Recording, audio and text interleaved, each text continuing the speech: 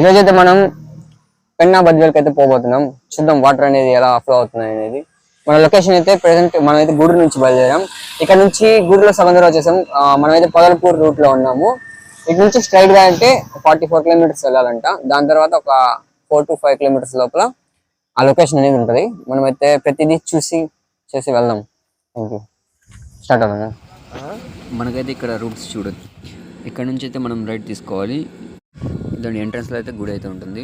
పక్కనే ఇది water flow అనేది జరుగుతూ ఉంది. ఇక్కడ మనం చూడొచ్చు. చూడండి, ఇక్కడ నుంచి స్టార్టింగ్ ఉంటుంది.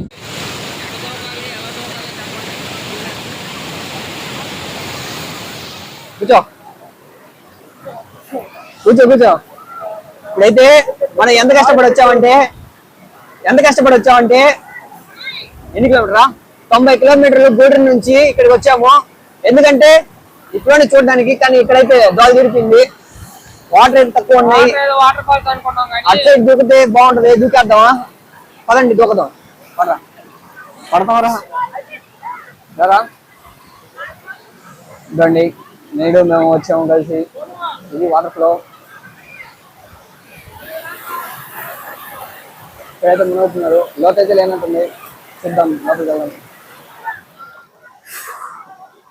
మనకైతే ఈ మాత్రం ఫ్లో ఉంది. సో మనం ఈత కొడదాం. ఈత కొట్టి చూద్దాం. చూసేసి కొంచెం జాగ్రత్తగా అయితే ఉండాలి. ఫ్లో అయితే ఉంది. సో ఈత వచ్చిన వాళ్ళైతే సేఫ్.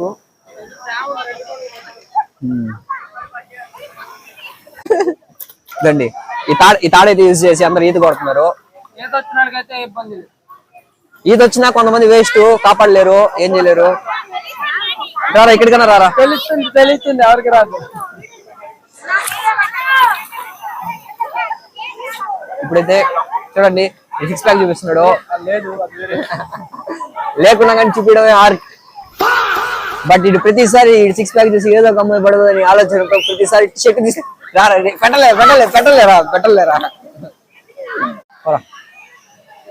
సక్సెస్ఫుల్ గా అయితే దూకడం అయితే జరిగింది. మునగడం అన్ని అయిపోయి దాన్ని దూకేస్తున్నాడు. ఇదేం పని పోతా అనుకో. సో ఇప్పుడైతే ప్రెసెంట్ అయితే మనం దూకాము, ఎంజాయ్ చేసాము, తడిచాము, అన్ని చేసాము అయితే. కానీ ఇక్కడ ఫ్లో అనేది ఎక్కువ ఉంది. సో ఈత రావడం వల్ల అయితే కొంచెం ఇబ్బంది అవుతుంది. ఇక్కడైతే తాళ్లు పట్టుకొని కొంచెం అలా ఈత కొడుతున్నారు. అన్ని నేర్చుకుంటున్నారు. కానీ ఇక్కడైతే కొంచెం డేంజర్ అనమాట.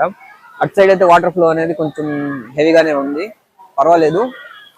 చూడండి, మీకు నచ్చినట్లయితే వచ్చి ఎంజాయ్ చేయండి. ప్రెసెంట్ అయితే మనం నిద్రపోదాం ఫ్రెండ్స్. నిద్రపోతున్నాం.